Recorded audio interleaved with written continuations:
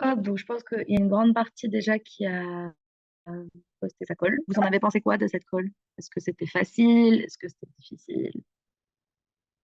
Je serais curieuse d'avoir votre avis.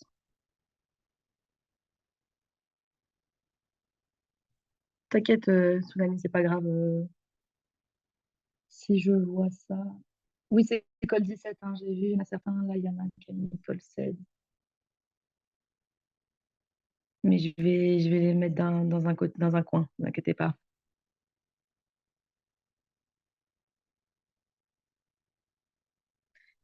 Ouais, je sais que la classification de la nouvelle, quand je l'ai demandé, je me suis dit, c'est pas très sympa, mais après ça, la colle restait plus ou moins simple parce que c'était du classique. Et le truc avec le paludisme, c'est que bah, c'est un chapitre assez général que tout le monde connaît.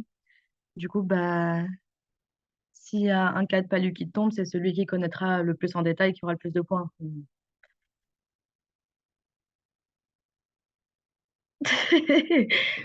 Mais écoutez, l'année dernière, moi, je pense pas que ça allait retomber. Et finalement, c'est retombé. Donc, je me suis dit, ça peut être intéressant de faire une colle sur le palu. Je pense que l'année dernière, on s'est tous fait surprendre.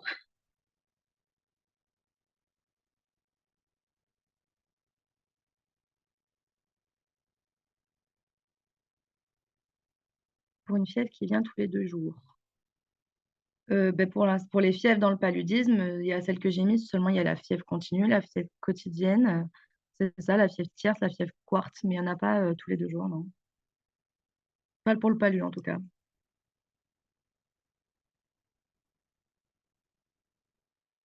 Bon, ben on va pouvoir attaquer la correction. Alors, un petit partage d'écran.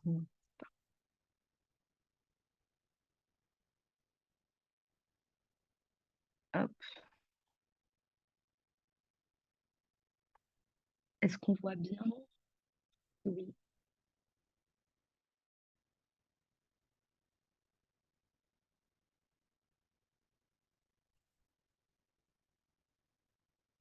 Ouais, on voit bien. Top.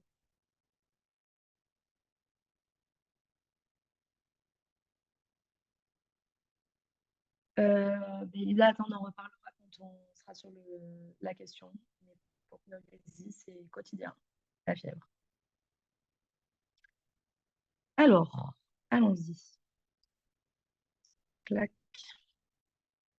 Pour le QCM1, vous avez mis quoi?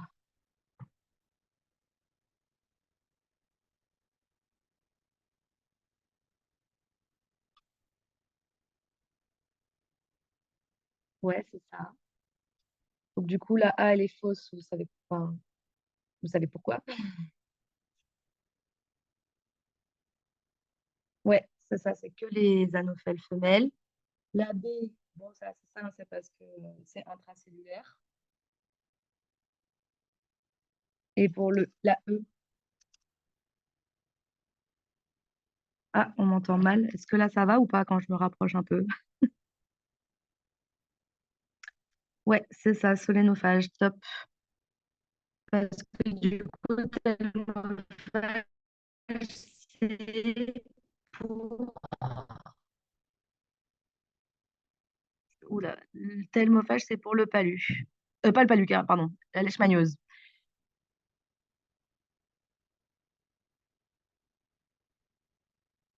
Je capte très mal Internet. Excusez-moi, je vis dans la campagne.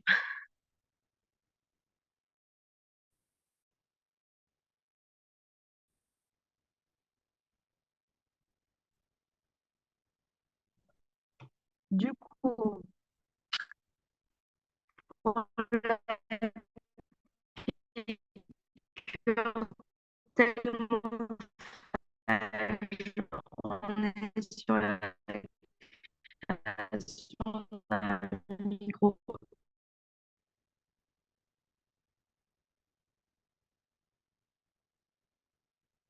Waouh! Attendez. Attendez. Hop. Voilà. Euh, Est-ce que là, ça va? Ouais, parfait. Désolée, je vis dans la campagne, j'ai une connexion pourrie, mais ça va le faire. On va y arriver. Euh, la piqûre tête-moffage, du coup, ça va être fait par les phlébotomes plutôt dans la leishmaniose. Donc, on a un joli phlébotome à côté qui, en fait, est considéré comme un moucheron. Donc, c'est la grande différence avec l'anophèle qui est dans le palu. Et du coup, la piqûre telle-mophage, c'est-à-dire qu'en fait, ils vont faire un micro-hématome et ils vont faire une jolie flaque. Oups, pardon, ça bug. Oh là là là là, pardon, désolé, mais là, ça bug de fou. C'est une cata. Alors, attendez, je vais y arriver. Clac, clac, clac. Ça m'a fait quitter. Zoom avec mon ordi.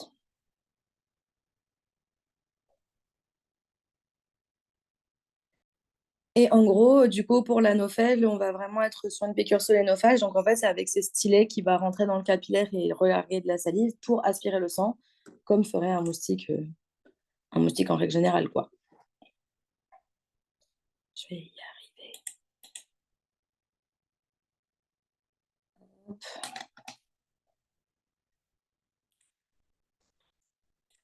Donc, j'ai réussi à me reconnecter, ça devrait le faire. Je vais y arriver. Paf.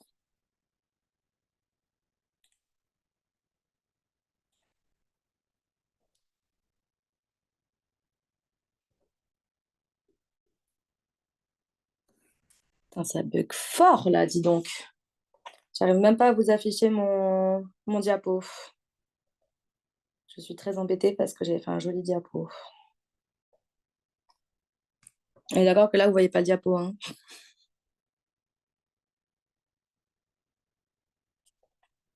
Fait chier. Attendez, je vais m'en sortir, je vais y arriver.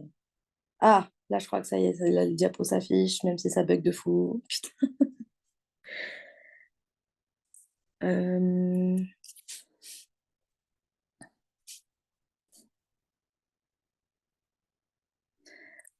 Ouais, je pense que je vais vous l'envoyer, ouais, parce que là, c'est un peu la cata tellement ça bug. Donc, attendez, comment le télécharger? Je vais vous l'envoyer sur la conversation, comme ça, à la limite, si ça bug trop, vous pourrez voir en même temps que je parle, parce que là, le Limousin, c'est pas ça, hein, niveau connexion.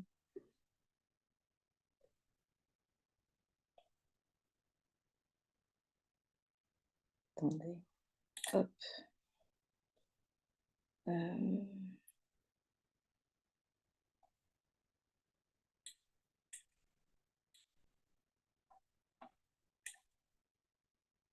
Est-ce que je vais m'en sortir? C'est une bonne question.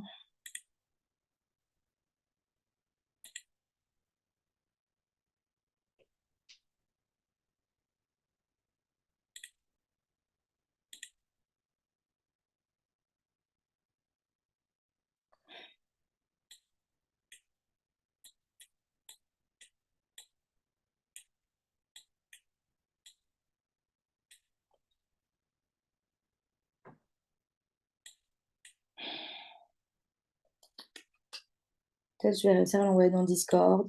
Peut-être. Parce que là, j'arrive même plus à ouvrir Zoom sur l'ordi. C'est un véritable plaisir. Hop,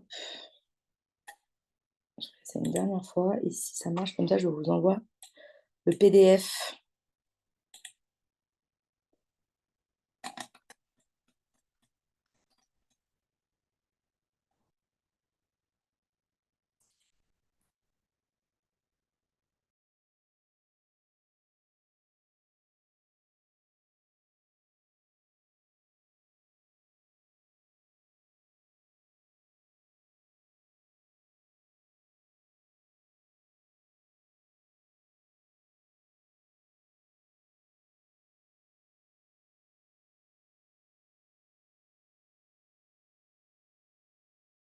Bon, le PDF s'envoie dans la conversation.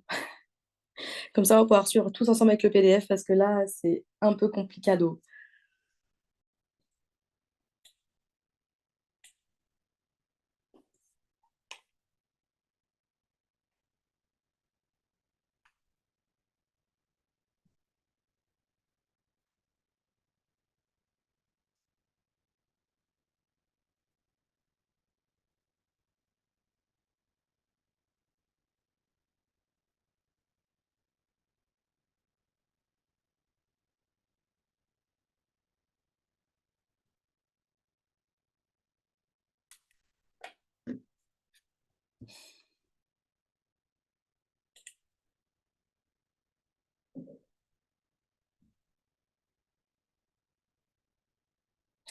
Putain, c'est pas possible.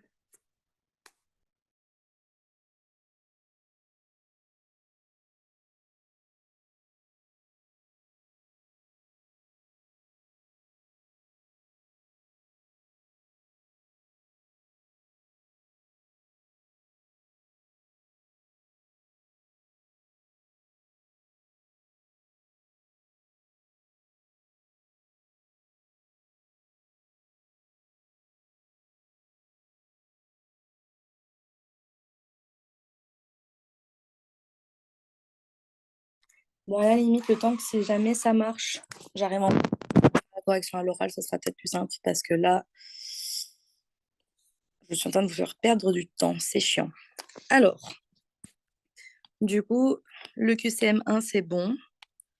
Pour le QCM2, vous avez mis quoi?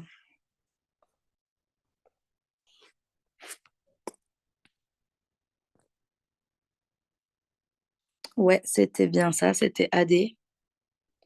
C'est triste, j'avais mis des jolies photos pour que vous ayez bien le visuel, mais vous les regarderez sur le PDF que je vais, si jamais vous le recevez un jour.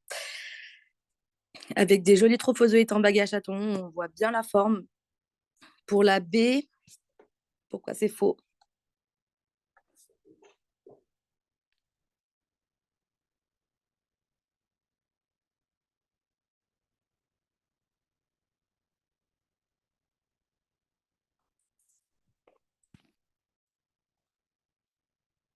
Ouais, ouais.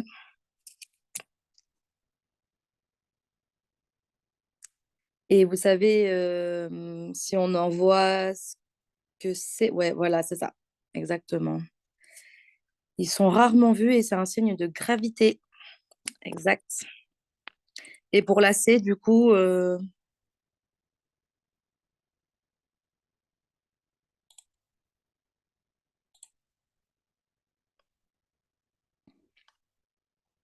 ouais, c'est ça, c'est le contraire.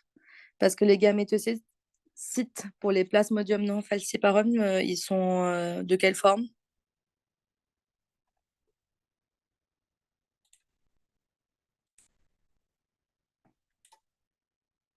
Ouais, c'est ça, ils sont arrondis, c'est bien ça. Hop, ensuite, le D, du coup, vous avez bien dit que c'était vrai. Est-ce que vous savez dans quel cadre elles sont de taille différente? C'est-à-dire, il y en a des plus petites, des plus grosses. Qui est quoi?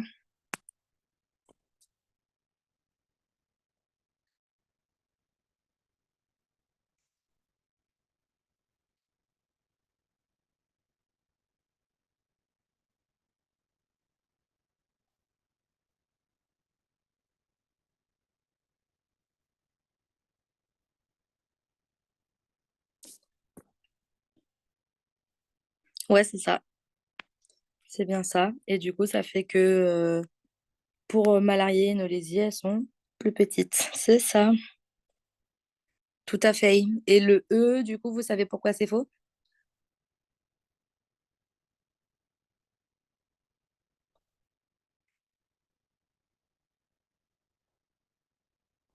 Ouais, c'est ça, c'est pour falciparum. Et vous savez, dans le cytoplasme des hématies de certains plasmodiums non falciparum, on trouve également des choses.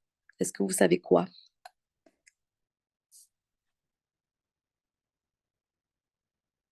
C'est ça. Et on les trouve pour lesquels? Ouais, exactement. Ça, vous êtes chaud, c'est bien. Parce que la morphologie, c'est assez important quand même, il faut le savoir. Ensuite, le QCM3, est-ce que ça va? Vous n'avez pas trouvé ça trop dur? Il y en a dans l'équipe qui me sait c'est peut-être un peu pointu, mais bon.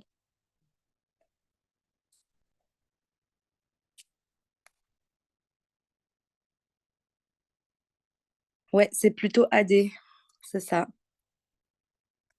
Bon, le B, j'ai pas trop besoin de vous demander pourquoi c'est faux, normalement. Par contre, la C, elle est fausse parce que c'est le contraire. En fait, vous verrez quand vous recevrez le PDF que j'ai fait un joli petit schéma pour le cycle du paludisme. Et c'est le contraire. En fait, c'est vraiment les gamètes mâles et femelles qui vont dans l'estomac de l'anophèle, qui vont se transformer en ookinètes. Et ensuite, une fois qu'il y a eu comment on appelle ça? L'effraction de la paroi externe de l'estomac, il se transforme en oocyste. Et enfin, la E, elle est fausse, parce que c'est le contraire également. C'est les formes sexuées, donc les gamètes qui survivent. Très bien. Ensuite, pour le QCM4.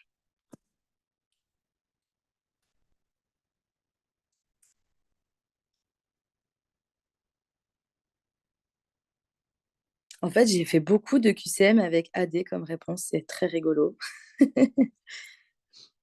Je n'avais même pas remarqué. Et oui, c'est encore AD. C'est bien ça. Du coup, la A, elle est vraie. Elle est vraie. Donc, la thrombopénie et l'anémie sont des signes. Pourquoi pas la B? Parce qu'en fait, là, dans la B, on te dit qu'il faut attendre un pic fébrile pour effectuer un prélèvement, alors qu'en fait, c'est une urgence. Du coup, on n'attend pas, en fait. Comme c'est une urgence, on n'attend pas, on fait le prélèvement immédiatement.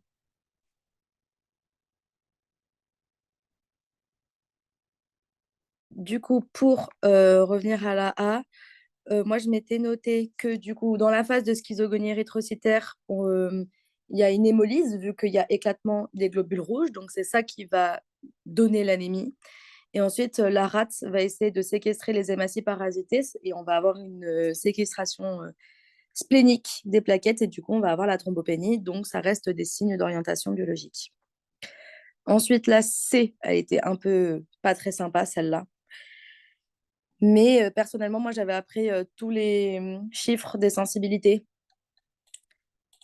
pour tous les tests. Donc, goutte épaisse, frottis, QBC, malaria test, le TDR et tout ce qui est biologie moléculaire. Donc, est-ce que quelqu'un sait quel était le bon chiffre pour la goutte épaisse? C'est ça, c'est 10 à 20. Est-ce que vous savez pour le frottis également?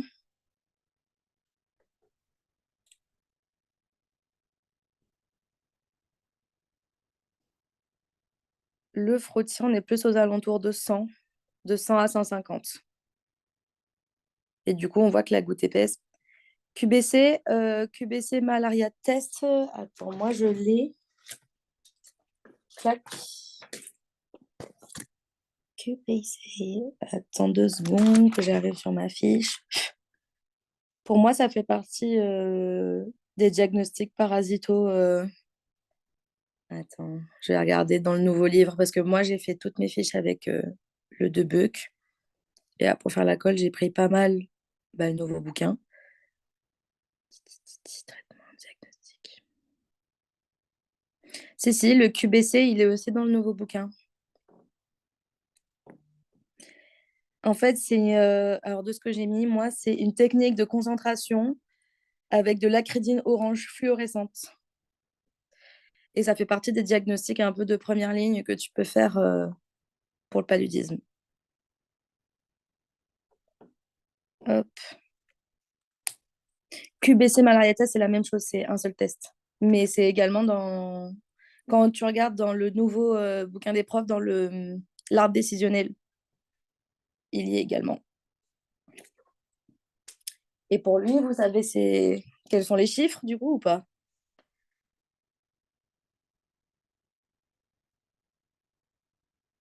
Ouais, c'est ça, c'est 5 à 10. Et pour la biologie moléculaire,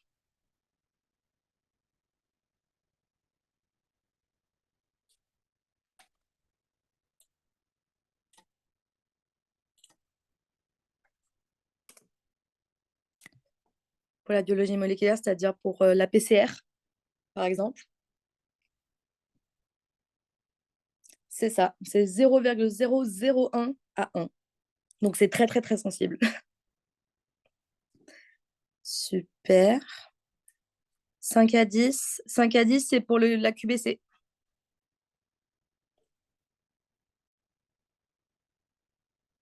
Voilà. Ensuite, la D, vous avez bien dit que c'était vrai. Et pour la E, du coup, est-ce que vous pouvez me dire pourquoi c'est faux?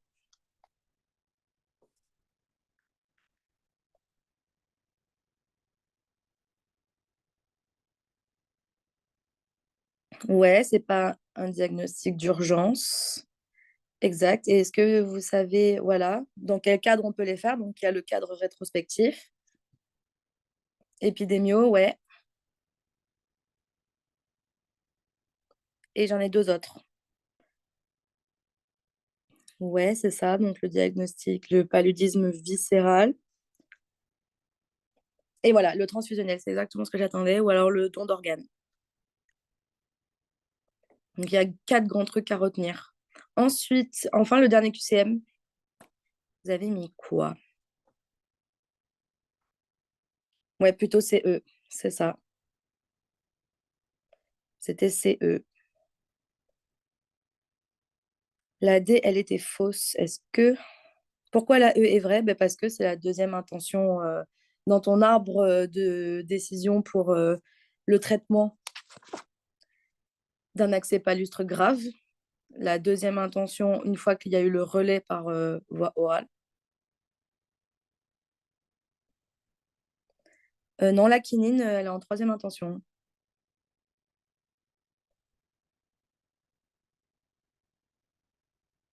Attendez, D, fausse intention pour l'adulte. La A, attendez, la A, elle est fausse parce que du coup, c'était administration IV. La B, elle est fausse parce que c'était la quinine. Dans le livre, quinine est en deuxième ligne. Attendez. Pourtant, j'ai regardé dans le livre hein, pour faire mes trucs. Tac, tac, tac. Le traitement, il est où? Hop, tout en bas.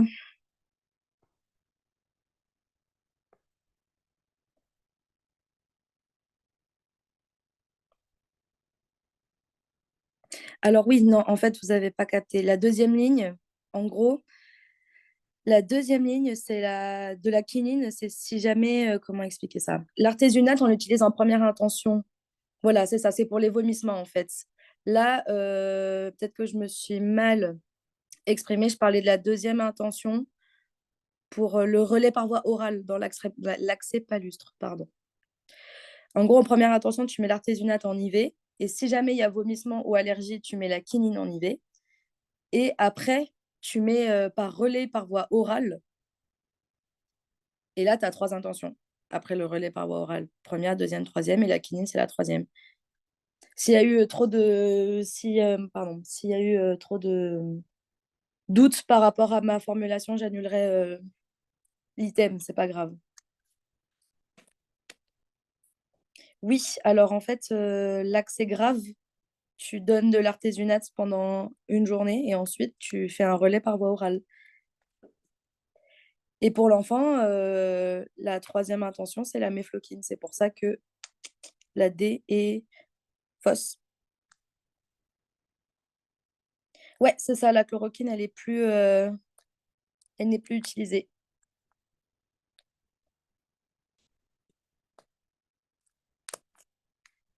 Ok. Ouais, c'est vrai que j'avais pas capté que pouvait y avoir. En fait, les bonnes réponses c'était CE, pardon, CE, mais j'avais pas capté que j'avais pas précisé pour le relais de voix orale. Du coup, il y a eu un petit quiproquo, on va dire. Comme dans la C, j'avais déjà dit relais. En fait, je sais pas, dans la E, je me suis dit que c'était la suite, mais en fait, non, c'est indépendant. Mais du coup, la deuxième intention, dans le relais de la voix orale, c'est Atovacon, Proyanil. C'est pour ça que je l'ai compté vrai. Mais si jamais je vois qu'il y a eu trop de personnes qui se sont trompées, j'annulerai l'item, c'est pas grave. Enfin, pour le noter en tout cas. On va passer aux questions rapides. La D, pourquoi elle est fausse? La D, parce que pour les enfants, on va donner de la méfloquine plutôt.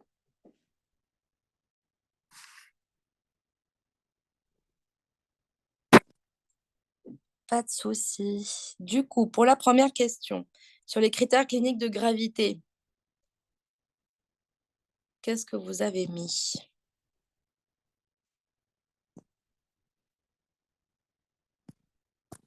Ouais, il y a l'anémie. Ouais, après ça, il faut que tu précises les signes neuro. Ouais, voilà, on est bien d'accord. Moi aussi, j'ai écrit cache-au-pied, même si c'est plus écrit comme ça. Dans le nouveau bouquin, c'est le meilleur moyen pour retenir tous les signes.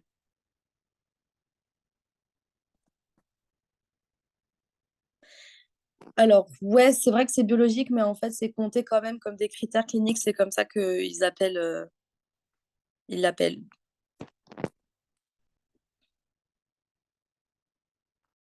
Convulsion, ouais, trouble de la conscience, c'est ça. Parasitémie supérieure à 4%.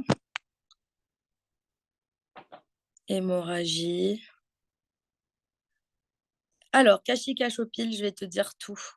Tu vas voir. Ça va être sympa. Ouais, ouais, ouais. Insuffisance rénale. Là, tout ce que vous dites, c'est juste. CIVD, oui. De toute façon, il y en a 13 à sortir. Hémoglobinurie, oui. Ouais, trouble cardio, oui. Je viens de recevoir le corrigé. Ah, ça y est, vous l'avez reçu. Yes, merci. Purée, depuis tout à l'heure, j'essaye de l'envoyer. Hein, mais enfin, on va pouvoir suivre ensemble les diapos. C'est cool. Alors, là, on est à la diapo du coup de la première question. Clac. Au moins, ça va pouvoir répondre à la question qui demandait Cachi-Cachopile parce que du coup, là, c'est tout écrit. Merci Léa, parce que putain, j'ai galéré à l'envoyer là, c'était plus possible. Du coup, pour Cachi-Cachopile, convulsion, anémie, trouble de la conscience, hypoglycémie, ictère, CIVD, acétose, choc, donc dans le choc, c'est là où tu as aussi tous les troubles cardio-respi, hémoglobinurie, OAP, parasitémie, insuffisance rénale aiguë et les lactates. Ça, c'est les grands trucs à retenir.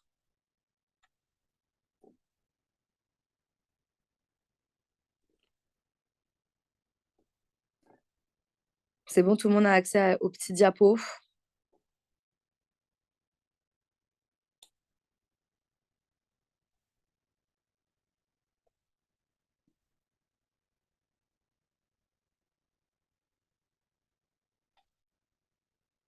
Ah, c'est une bonne question, ça. Je pense. Je pense que c'est pour les adultes. Est-ce que je me suis noté que c'était pour les adultes? Je ne pense pas avoir spécifié. Je pense que c'est pour les adultes, mais je peux chercher si... Ah, bah alors oui, c'est que pour l'adulte alors.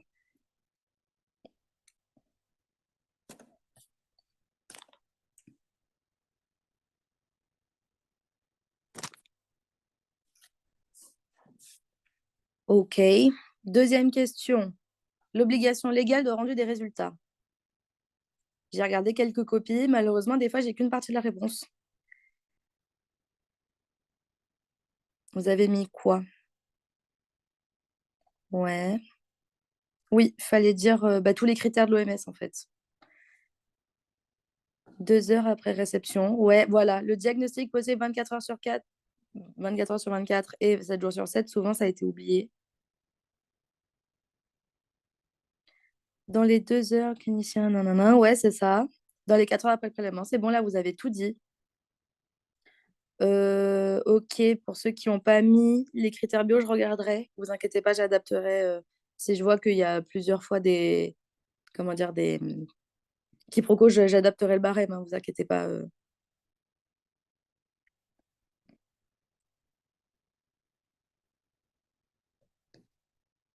Ok. Attends, j'ai vu un truc.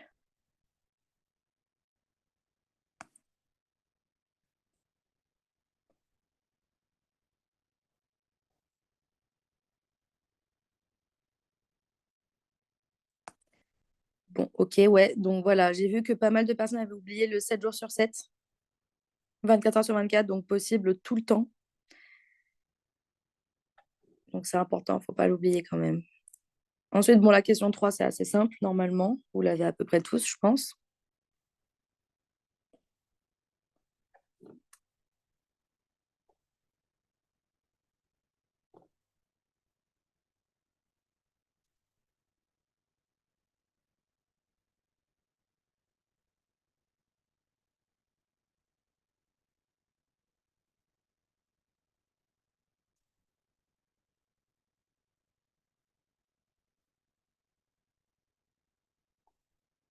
Donc je pense que vous l'avez tous pour falciparum. Non, pour pas falciparum, on est sur une fièvre continue.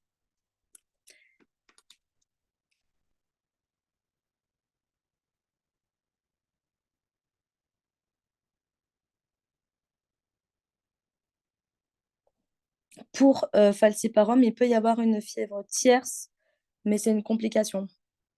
Oui, voilà, c'est la tierce maligne.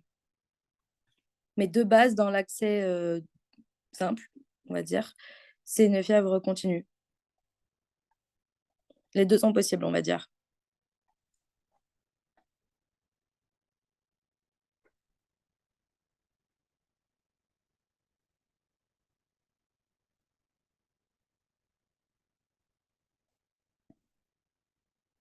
Ouais, ouais, non, t'as les deux pour Plasmodium falciparum. C'est que l'évolution, s'il n'y a pas de traitement, où ça va se transformer en fièvre tierce maligne. Ok, pour Vivax et Oval, du coup, on est sur la fièvre tierce. Ouais, c'est ça. Le truc, c'est que quotidienne, c'est ça, c'est toutes les 24 heures. Mais tu as quand même des pics, on va dire, dans la journée, alors que continu, c'est tout le temps, quoi. Il n'y a pas de variation, on va dire. Donc, pour Vivax et Oval, c'est la fièvre tierce. Pour Malarié, on est sur une fièvre quarte. Et Knolésie, la fièvre quotidienne, du coup. Il y a des petits schémas qui sont pas mal dans, je crois que c'est dans le Debuck, pour un peu visualiser à quoi ça ressemble, avec des petits graphiques et des pics. C'est pas mal ça pour apprendre les fièvres.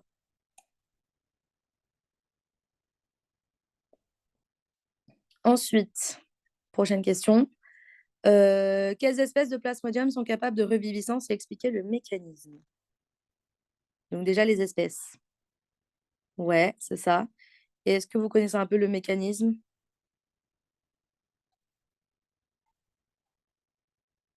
C'est ça va se faire par le biais, enfin via des hypnozoïdes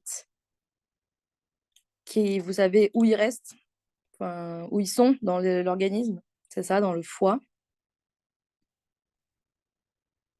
C'est ça exactement. Hop.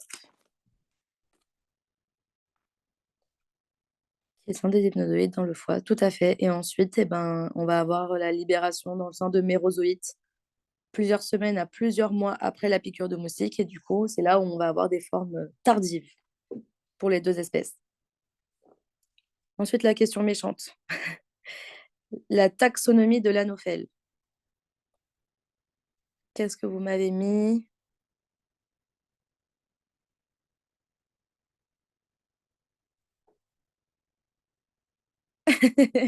Alors oui, c'est un moustique, mais ça a un autre nom.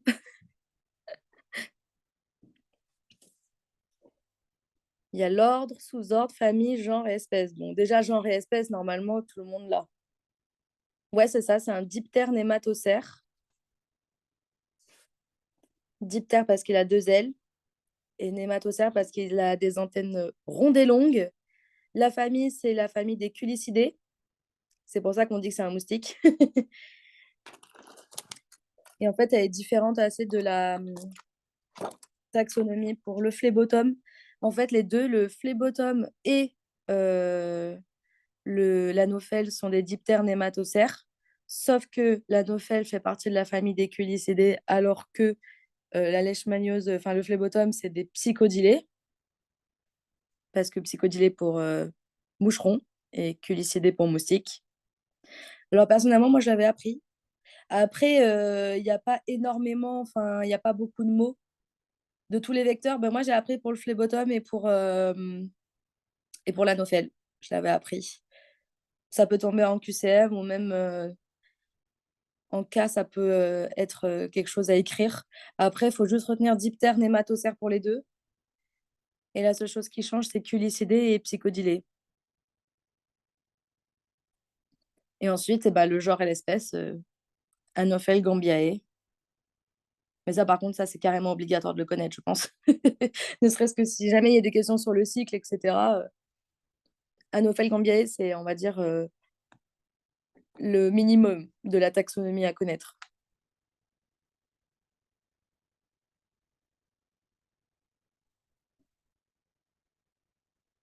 Et arthropode, je crois pas que ce soit non. Arthropode, c'est pour d'autres insectes. Ah si, attendez. Ah, piqûre arthropode. Ah si. Si, je pense que tu peux mettre arthropode aussi.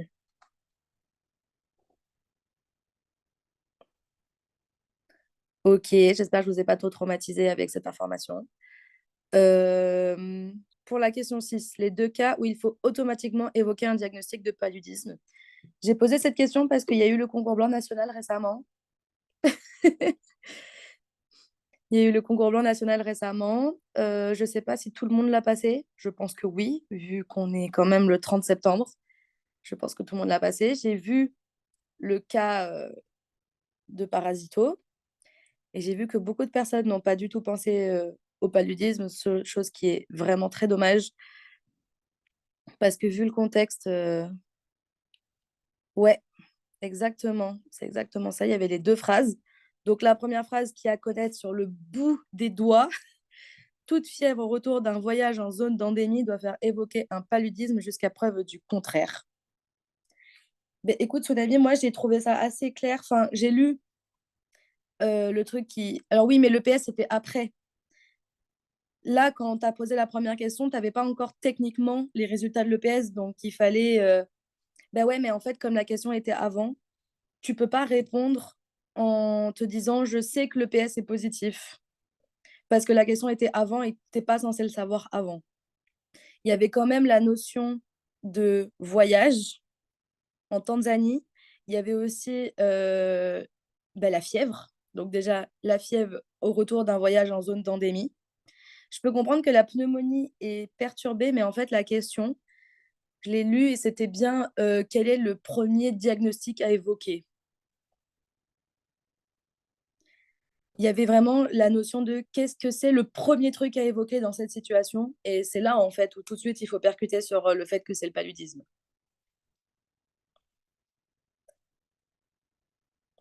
Parce que si jamais il voulait vraiment que vous posiez le diagnostic à ce moment-là, c'est pas cette question-là qu'il vous aurait posé. Là, c'était vraiment quelle est la première chose à évoquer dans ce contexte. Et du coup, bah, comme il y avait le voyage et la fièvre, en fait, c'est obligé de. Voici, il y avait la notion de fièvre. Tu es obligé de penser au paludisme directement, en fait, vu que c'est une urgence médicale, thérapeutique, même dans la vraie vie, on va dire. Si quelqu'un revient, même s'il a le contexte de cette baignée, d'avoir pris de la cortico, des corticos et tout, à partir du moment où il a voyagé et il a eu de la fièvre, c'est automatique de suspecter le paludisme. Mais tout de suite, quoi. Donc là, pour le coup, je peux comprendre qu'il y en ait qui étaient un peu perturbés parce qu'il y avait tout le contexte, mais la question était vraiment sous forme de quelle est la première chose à penser dans ce cas-là. Et il n'y avait pas de doute sur le fait que c'était le paludisme, quoi. Donc vraiment, c'est pour ça que j'ai posé cette petite question pour bien remettre en place cette phrase. Si jamais vous avez un cas avec quelqu'un qui a voyagé et qui a de la fièvre, il faut de toute façon évoquer le paludisme.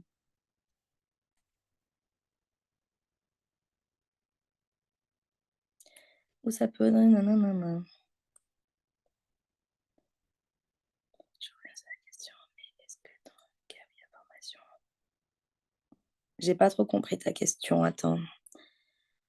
Est-ce que dans le cas où il y a formation d'hypnozoïde, ou ça peut être aussi une exacerbation? Ah, tu parles des accès tardifs.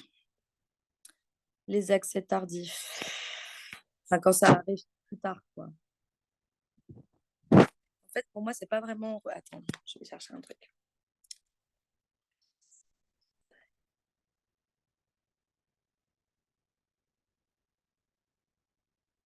En fait, pour moi, la reviviscence, ça, comment dire, ça implique qu'il y ait une latence. Une exacerbation. Bah, attends, tu sais quoi, je chercherai pour ta question, pour malarié. Je chercherai, je reviendrai sur Discord pour en parler, si ça te va. Je vais me la prendre en photo, ta question. Super. Hop. Du coup, voilà. Toute fièvre autour d'un voyage en zone d'endémie doit faire évoquer un paludisme jusqu'à preuve du contraire. Et il y a bien écrit évoquer. Ça ne veut pas forcément dire que c'est ça. C'est pas forcément le diagnostic final, mais il faut l'évoquer de toute façon. C'est pour ça que là, dans le concours blanc national, il fallait l'évoquer. Et pour un enfant, je l'ai vu passer tout à l'heure, toute convulsion fébrile chez un enfant au retour d'un voyage en zone d'endémie doit faire évoquer un excès palustre grave jusqu'à preuve du contraire. Ces deux phrases-là, il faut que vous les connaissiez sur le bout des doigts. Il faut que dès que vous voyez quelqu'un, de toute façon, qui a fait un voyage et qui a de la fièvre, il faut y penser de façon automatique. Et après, avec les éléments diagnostiques, de toute façon, même si, imaginons, la question était tout de suite sur l'anguillulose, vous auriez pu mettre en diagnostic différentiel le paludisme en mettant cette phrase. Parce que de toute façon, je pense qu'il fallait y penser quoi qu'il arrive. Mais vaut mieux que vous soyez un peu trauma maintenant. Parce que, étant donné que le paludisme, ça tombe quand même tous les ans, c'est pas impossible que ça retombe cette année. Donc, ayez bien ça en tête. Ok, on va passer à la prochaine question sur les modalités de surveillance post-thérapeutique. J'ai vu quelques copies passer avec les bonnes réponses, donc je sais que vous avez les réponses.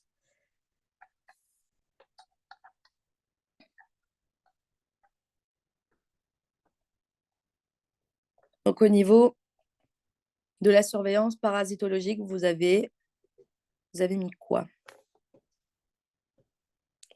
Ouais, c'est ça, frottis sanguin ou goutte épaisse. Ouais, enfin, même les deux, je pense. À J3, J7, J28. Et il y a des petits seuils de parasitémie à connaître.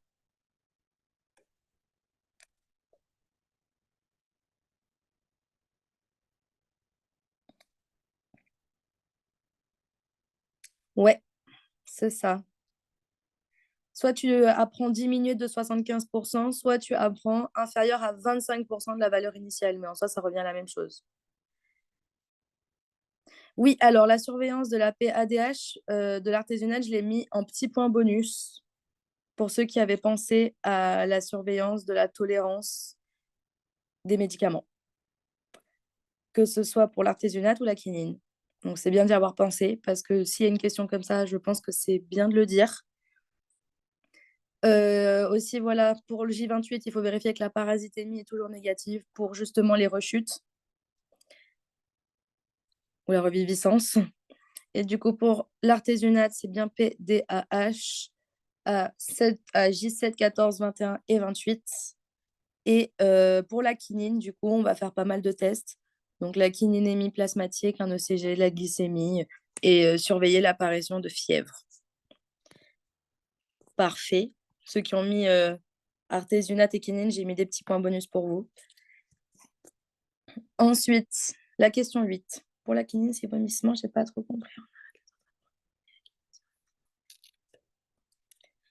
S'il y a vomissement, en fait, tu vas mettre la quinine à la place des autres en IV. Parce que du coup, tu ne pourras pas supporter le reste, en fait, tout simplement. Et tout ce qui est par voie orale, tu ne pourras pas le prendre si tu vomis. Donc, c'est la quinine toute seule en IV que tu mets. Ensuite, les trois schémas de chimioprophylaxie antipaludique. Là, c'est pareil, c'est à connaître sur le bout des fingers, cette question. Et il y a 3 types d'informations que j'attends là.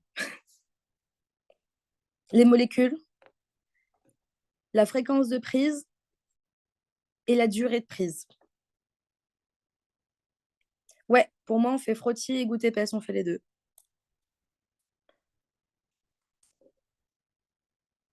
Pour que ce soit assez sensible.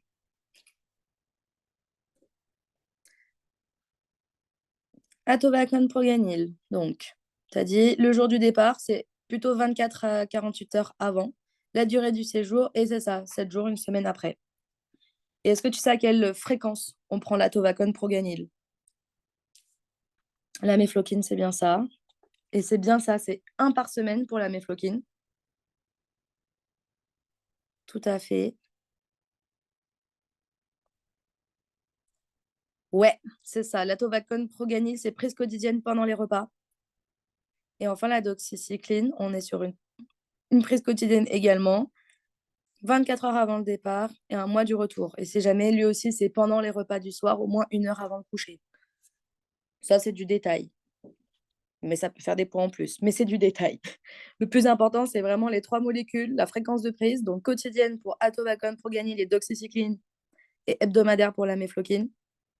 Et ensuite, la durée. Donc 24 heures à 48 heures avant et une semaine après pour l'atovaquone, proganil, 24 heures avant, un mois après pour la doxycycline. Et la mefloquine, 10 jours et jusqu'à 3 semaines. Parce que du coup, il y a plus la chloroquine, donc pas besoin de connaître les schémas qu'il y avait avant avec la chloroquine. Et la dernière question, j'ai vu qu'il y avait des petites erreurs ou alors qu'il pouvait manquer des petites informations sur la dernière question.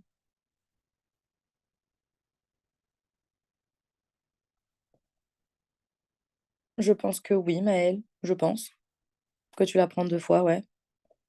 Enfin, en fait, c'est simple, tu la apprends toutes les semaines et tu commences 10 jours avant. Donc, de toute façon, tu continues à l'apprendre pendant ton voyage. Donc, c'est juste, tu l'apprends vraiment juste toutes les semaines pendant jusqu'à 3 semaines après ton voyage. Yes, N, c'est tout à fait ça. Ouais, c'est une fois par semaine, la mefloquine. Il y a bien les 4 à avoir, donc DEET, IR 3535. Moi, j'ai mis icaridine, mais picaridine, c'est la même chose. J'ai vu sur Internet. Et ton citridiol, ou alors huile d'eucalyptus citriodora. Ça, c'est important parce que personnellement, le jour du concours, je me suis trompée sur une formulation et j'ai vu qu'il y en a qui ont fait la même erreur que moi dans les copies que j'ai reçues par mail, donc je fais un petit point dessus. Là, la question, c'était les répulsifs que j'ai demandé, les répulsifs sur les zones cutanées. Du coup, j'attendais les 4 molécules. Cependant, si on demande l'insecticide, par exemple, à mettre sur la moustiquaire,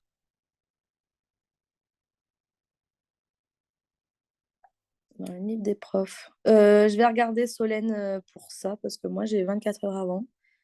Je vais regarder. Donc, je finis ça et je regarde et je réponds à vos questions sur Discord. Du coup, je disais oui, si on demande l'insecticide, par exemple, sur la moustiquaire, comme on voit souvent, c'est souvent les pyrétrinoïdes, donc la permétrine. Là, le jour du concours, l'année dernière, ils avaient demandé le insecticide, on va dire l'unique insecticide qu'on pouvait utiliser pour le paludisme. Et moi, je me suis trompée, j'ai écrit les répulsifs, sauf qu'en fait, ils font la différence, ce n'est pas la même chose. La permétrine est toujours utilisée pour, par exemple, les moustiquaires imprégnés, mais c'est pas ce qu'on va utiliser en répulsif. Donc, c'est vraiment deux choses différentes. Et là, la question, du coup, c'était les répulsifs. Donc, j'attendais bien les molécules que vous avez données au-dessus. S'il n'y a que le DEET et l'IA 3535 qui ont la MM, mais on peut utiliser les 4. Enfin, en tout cas, étant donné que les 4 sont dans le bouquin, je mettrai les 4. Après, sur ta copie, tu peux préciser qu'il n'y a que eux deux qui ont la MM. La permétrine, il me semble que maintenant, c'est interdit de le mettre sur soi parce que c'est toxique. Il me semble, c'est ce que moi j'ai écrit le jour du concours. Je me souviens que j'avais écrit ça. Qu'on n'a plus le droit de se le mettre dessus parce que c'est assez toxique. Hop. Clac, clac, clac. Mais c'est toujours utilisé en tant qu'insecticide. Du coup, bien faire attention à ce... Ouais, c'est ça. Sur les vêtements, je peux vérifier. Je vais vérifier pour les vêtements. Mais il y a moyen que tu puisses sur les vêtements. Je vais vérifier sur les vêtements. Mais voilà, de bien faire la différence entre répulsif et insecticide, c'est important. Parce qu'on se fait vite avoir. Hop. Euh,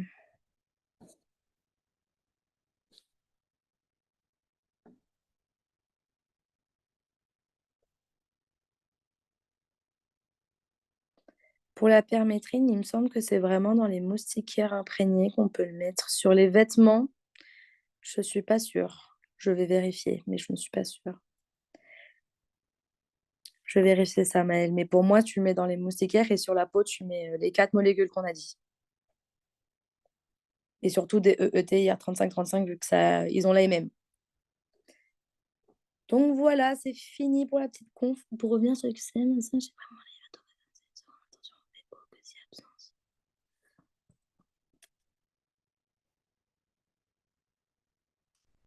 Alors, attends. J'ai pris pour Atovacon Proganil. C'est la deuxième intention. Oui, oui, oui. Ben, c'est ça pour moi aussi, M. C'est qu'en gros, tu prends ton artésunate en IV. Si tout va bien, tu gardes ton artésunate et tu ne changes pas en quinine. Quinine IV, tu mets que si y a allergie ou vomissement. Si jamais ça va, parce que du coup, l'artésunat, tu le donnes à H0, H12 et H24. Si ça va, tu fais un relais par voie orale. Si ça va pas, tu continues l'artésunat IV pendant 7 jours. Si tu fais ton relais par voie orale, tu as 3 intentions possibles. La première avec l'artéméter, luméfantrine ou arténimol piperakine par voie orale. La deuxième, atovaquone proganil. Et la troisième, la quinine pour l'adulte, la mefloquine pour l'enfant. Ah, tu m'entends pas bien. Désolée. Ah si, bon, je vais essayer de le redire doucement. Peut-être que je parlais un peu vite. Ah, il n'y a que M qui m'a pas entendu alors.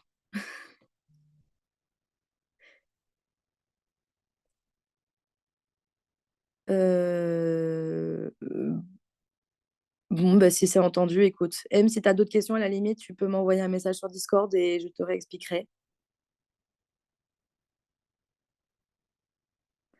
En tout cas, la colle est terminado. Je regarderai pour les 2-3 questions que je ne sais pas trop et je viendrai vous le mettre soit dans la correction, soit sur Discord.